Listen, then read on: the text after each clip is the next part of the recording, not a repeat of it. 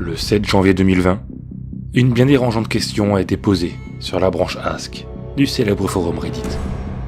Celle-ci, uniquement destinée aux professeurs, a obtenu plus de 3000 réponses en l'espace d'une semaine. Voici la traduction de 9 d'entre elles. Les morses relèvent ce fameux soir où les gens s'amusent et se déguisent, les âmes finissent morcelées, scellées lorsque l'enfance se brise. Horreur, mystère, un banc glacial, je vais trembler jusqu'en Antarctique. Les gens d'urbaine creepypasta, c'est l'heure du récit fantastique.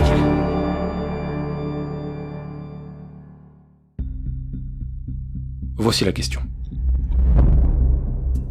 Au professeur de Reddit, quelles sont les fois où vous avez eu affaire à un élève sociopathe ? Voici les 9 réponses. Réponse numéro 1. Sa sœur l'embêtait, alors il a tué son chaton sous ses yeux. Réponse numéro 2. J'ai 1 million d'anecdotes en rapport avec des gamins qui balancent des trucs limite psychopathes. Mais la pire phrase que j'ai entendue à ce jour est « Je n'ai pas le droit d'avoir de couteau. Maman les cache tous à la maison parce que j'essaie de planter tout et tout le monde avec. Je sais que si je poignarde trop un animal ou une personne, elle pourrait mourir. Cela signifie que j'irai en prison et je ne pense pas pouvoir faire ça là-bas. Donc j'aimerais trouver un corps mort et le frapper encore et encore. De cette façon, je n'aurai pas trop de problèmes puisque la personne serait déjà morte. » Réponse numéro 3. Enseignant dans une école pour cas récalcitrants, j'ai vu bon nombre d'étudiants afficher toutes sortes de comportements extrêmes ces 20 dernières années. Le seul élève que je voyais comme étant un sociopathe refusait catégoriquement de faire ce dont il n'avait pas envie. Et si je ne l'avais jamais vu en colère, je l'ai maintes fois surpris en train de battre ses camarades, ou en train de leur faire dire des choses affreuses. Il était toujours étonnamment calme, couplé à sa petite taille et à son visage d'ange innocent. Néanmoins, il manipulait les autres et observait, de ses grands yeux de chiot, le chaos qui en découlait, comme s'il menait une expérience. Enfin, ça, c'était quand il avait 14 ans. Aujourd'hui, il en a 19 et purge une peine de prison à vie pour un horrible meurtre en bande. Réponse numéro 4. J'ai enseigné auprès d'un garçon de 15 ans qui était véritablement terrifiant. Il avait soumis une histoire, lors d'un exercice d'écriture créative, qui était une fiction de viol, dans laquelle il décrivait explicitement les sévices infligés à une femme qu'il dépeignit comme étant blonde, à la peau très blanche. Selon lui, cela n'avait pour seul but que de détruire la pureté qu'elle feignait, ce qui était effroyable à lire quand on est soi-même une femme blonde à la peau pâle. Une fois confronté au directeur adjoint, il a commencé à cracher sur les filles de sa classe, sur le fait qu'il les haïssait toutes et les considérait comme des chiennes. Aucune d'entre elles n'avait pourtant jamais interagi avec lui, que ce soit en bien ou en mal. Réponse numéro 5. À l'époque du lycée, cette brute nommée Ryan était dans la salle de permanence avec moi durant l'heure précédant les cours. Une douzaine d'autres élèves étaient présentes, étudiant tranquillement. Le professeur nous a laissés sans surveillance pendant une poignée de minutes. Ryan s'est levé et a empoigné un pied de chaise qui ressortait de la poubelle avant de se diriger vers moi. Il a alors prononcé ces paroles. « J'espère que tu ne penses pas que je vais te frapper la tête avec ça. » Devinez ce qu'il a fait au moment où je me suis retourné. Réponse numéro 6. Je m'occupe d'un enfant littéralement similaire à Charles Manson. Au départ, il était agressif, frappant, mordant, pinçant et plantant les autres petits de maternelle avec des ciseaux. Au CP, son comportement a évolué. Il persuadait certains élèves de manger des crayons de couleur, ou leur sommait de dire des choses méchantes à leurs camarades. Il est également devenu plus autoritaire envers les filles. Il les invitait à jouer, mais si l'une d'entre elles ne se soumettait pas à ses ordres, il obligeait le reste du groupe à l'expulser. Suite à cela, la petite cherchait réellement à attirer son attention. Mais finalement, lorsque les filles ont réalisé que le jeu n'en valait pas la chandelle, elles ont commencé à l'abandonner, et il est redevenu agressif. Cette année, il est en CE1, et a commencé à s'entourer d'enfants partageant ses idées, afin de créer un groupe de harceleurs. Bien entendu, le personnel fait tout pour maîtriser son comportement, mais ses parents sont en plein déni. Plusieurs psychologues scolaires et travailleurs sociaux ont recommandé une thérapie individuelle, mais ses géniteurs ont insisté sur l'idée que ce n'était pas nécessaire. Ils soutiennent que nous mentons et ont exigé la venue de leur propre spécialiste. Évidemment, le garçon s'est montré sur son meilleur jour lors de son entretien. Il n'est clairement pas stupide. Il savait ce qui était en train de se jouer. Et ses parents utilisent maintenant les résultats des experts pour nous faire obstacle depuis 6 mois. Réponse numéro 7. Au sein d'un camp d'été de mon école, un garçon aux cheveux blonds et aux yeux bleus a essayé de me noyer dans la piscine. Après avoir recraché l'eau et m'être effondré auprès du maître nageur, la direction lui a demandé pourquoi elle avait fait ça. Sa réponse a été « Je voulais savoir ce que ça ferait si quelqu'un mourait entre mes mains. » Une autre fille s'est précipitée vers le directeur, jurant qu'il avait aussi tenté de la noyer un peu plus tôt. Seulement, elle avait gardé le silence car il avait menacé de la poignarder avec ses ciseaux. Nous avions tous 7 ans. Ce connard avait 7 ans. Réponse numéro 8. J'ai rencontré cet enfant quand il avait 2 ans et demi. Il était déjà foiré, super manipulateur. Il chassait les autres enfants, essayant de les frapper ou de les blesser.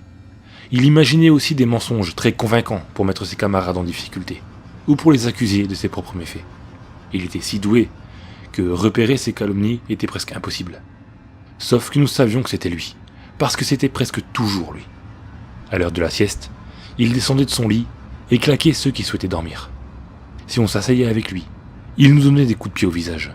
Lorsqu'on tentait de le canaliser, en le retenant par exemple, il hurlait qu'on lui faisait mal et notre directeur menaçait de nous renvoyer si on le touchait à nouveau. La sieste était horrible. Après avoir atteint l'âge de 3 ans, il a persévéré dans cette optique, mais y ajoutait désormais d'épouvantables menaces. Il a dit à ma co-enseignante qu'il allait acheter une arme sur internet et que le facteur le lui livrerait chez lui, qu'il la cacherait ensuite dans son sac à dos, la porterait à l'école et lui tirerait dans la tête quand elle ne le regarderait pas. De plus, il a promis à un second professeur d'apporter un marteau et de cogner son crâne jusqu'à ce que celui-ci ressemble à de la compote. À 4 ans, il lâchait toujours ce genre de phrases terrifiantes. Seulement, il était aussi devenu assez grand pour projeter des chaises au travers de la classe. Il griffait et mordait tout le monde. Il n'était pas autorisé à posséder ou à être en présence d'objets tranchants. Jamais. Nous devions le surveiller constamment, en dépit des 19 autres élèves qui étaient à la charge unique de 2 professeurs. En dehors des troubles cités précédemment, il traversait parfois des périodes de douceur. En tant qu'enseignant, nous souhaitons le meilleur pour les enfants, et pensons qu'ils méritent tous de l'amour, ainsi qu'un endroit où se sentir en sécurité. Alors nous pensions, enfin, il s'ouvre à moi, nous allons pouvoir travailler là-dessus, nous pouvons l'aider. Parfois même égoïstement, je suis celui qui l'a finalement touché. Mais, cette idée ne concernait que les nouveaux venus. On s'est tous fait avoir au moins une fois. Inévitablement, il s'avérait qu'il retournait la situation en sa faveur. Dans les moments où lui avait tort, et où nous nous mettions du côté d'un autre élève, il disait « Mais je pensais que tu m'aimais maintenant. Je croyais que tu m'aimais. Tu me détestes aussi. Personne ne m'aime. » Et il disait ça en pleurant. Et si nous ne cautionnions pas ses actes, il hurlait auprès de nous et redevenait l'habituel monstre qu'il était. C'était juste des putains de montagnes russes émotionnelles. À 5 ans, il n'était toujours pas propre. Il refusait de l'être surtout. Quand nous avons tenté d'y remédier, sa grand-mère est devenue hystérique et nous a craché de ne jamais mettre la main dans ses sous-vêtements. Et puis un jour, il est arrivé avec des points de suture au visage. La vieille nous a dit qu'il s'était fait mordre par leur chien et qu'elle allait le faire piquer. On s'est tous directement demandé ce qu'il avait fait à la pauvre bête. Par ailleurs, nous possédions de vrais ciseaux dans la salle d'art manuel et le règlement spécifiait que le matériel devait être continuellement accessible. Nous étions donc forcés de le tenir à l'œil, car il tentait fréquemment de poignarder tout le monde. Le directeur refusait d'entendre raison. Nous devions nous contenter de faire un meilleur travail en contrôlant la classe. Plus tard, il a commencé à faire des choses sexuelles perturbantes, traînant des enfants plus petits sous le toboggan ou sous une table, afin que nous soyons moins susceptibles de le prendre sur le fait. Il les agressait en déchirant leurs pantalons pour les tripoter. Il a ensuite saisi l'entrejambe d'une petite fille, parlé de parties génitales et posé des questions obscènes. Sa grand-mère s'est indignée en prétendant que nous lui inculpions ce genre de choses et refusait de répondre à toute question, laissant croire à de possibles abus sexuels. Elle nous invectivait d'accuser son mari, qui, selon ses dires, était la seule personne présente avec le garçon lors de ses absences, et nous traitait de pervers, en nous demandant comment nous pouvions être aptes à proférer de telles aberrations. Je ne me souviens même pas de tout. Réponse numéro 9. Je faisais régulièrement office de remplaçant dans une classe spécialisée de 6 à 7 garçons d'environ 8-10 ans. En général, les journées étaient animées, mais tout était toujours sous contrôle. Les enfants avaient appris à me faire confiance et essayaient d'obéir à mes demandes. Jamais de vrais problèmes, juste des événements anodins. Mais un jour, il y a eu un nouvel élève en classe. Son enseignant m'avait laissé une note précisant de garder constamment un œil sur lui. Il affichait toutes les caractéristiques révélatrices d'un enfant SAF, syndrome d'alcoolisation fœtale, et arborait de petits yeux noirs comparables à ceux de requins. Il n'a jamais montré aucune émotion, exception faite d'une immense excitation, les fois où une personne se blessait d'une quelconque manière. Plusieurs jours sont écoulés sans incident, jusqu'à ce qu'un matin, il se lève en plein milieu de la classe, tire par les cheveux le gosse le plus petit assis devant lui, et commence à le rouer de coups avec ses poings. Je suis immédiatement intervenu, et je l'ai attrapé pour le flanquer dans un coin, ordonnant à l'un des garçons, digne de confiance, de courir chercher le directeur sur le champ. Lui s'est tenu sagement dans le coin en entendant l'arrivée du directeur, toujours sans émotion, totalement calme. Je me suis retourné pour contempler l'élève qui pleurait. Miraculeusement, il semblait indemne, mais très secoué par cette attaque surprise. Je me suis assis pour le calmer et l'aider à se relever, mais par la suite, la seule chose dont je me souviens, c'est de ce gamin à yeux de requin, debout à mes côtés, et qui me poignarde la jambe, avec ma propre paire de ciseaux. C'est là que j'ai compris pourquoi l'enfant n'était pas grièvement blessé. Yeux de requin était grand pour son âge, mais il n'avait aucune force physique.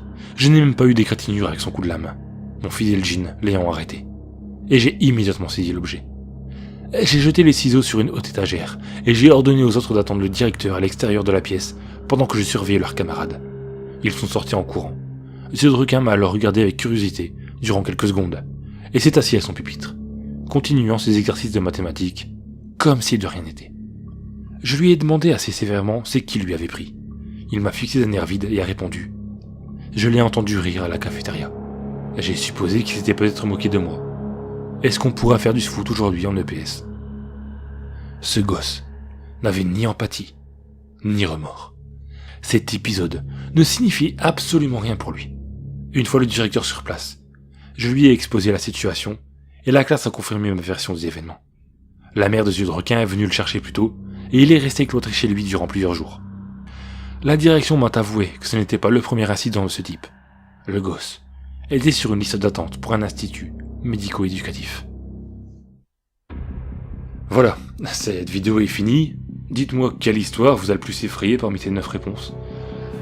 Et je vous dis à très bientôt.